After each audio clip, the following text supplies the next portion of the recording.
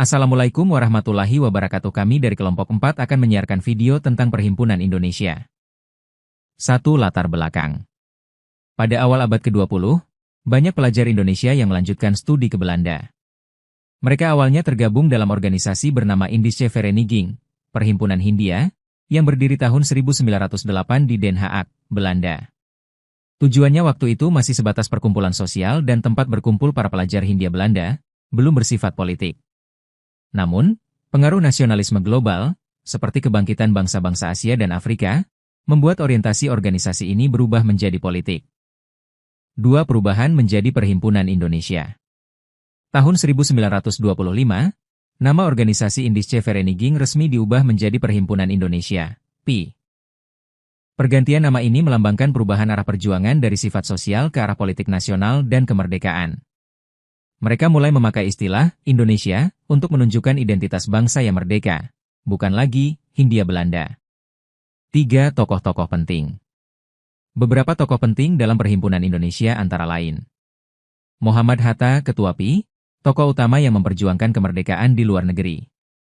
Ali Sastroamidjojo, aktif dalam propaganda dan diplomasi. Abdul Majid Djodjoadiningrat, pengurus awal Indische Vereniging. Sultan Syahrir, pemikir muda yang aktif dalam pergerakan PI.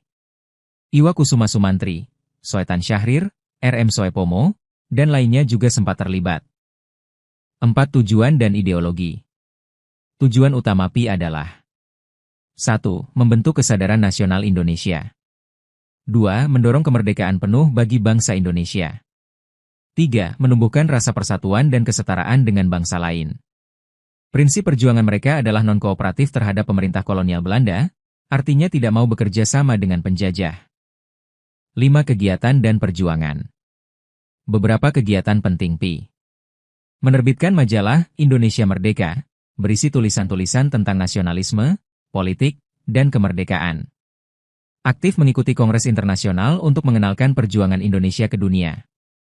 Mengadakan diskusi dan pendidikan politik di kalangan pelajar Indonesia di Eropa.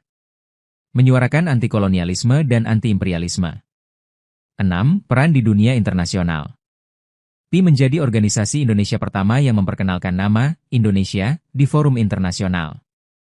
Mereka berhasil mendapat simpati dari bangsa-bangsa lain yang juga sedang memperjuangkan kemerdekaan. Pada tahun 1927, Belanda menangkap beberapa tokoh PI seperti Hatta dan Syahrir, karena dianggap menghasut pemberontakan, tapi akhirnya mereka dibebaskan.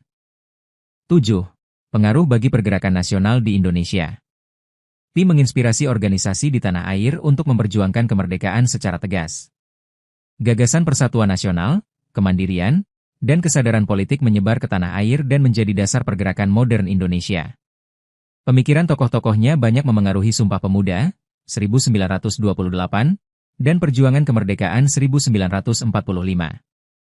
Terima kasih yang telah menonton video tadi dengan tenang. Kami dari kelompok 4 izin pamit. Wassalamualaikum warahmatullahi wabarakatuh.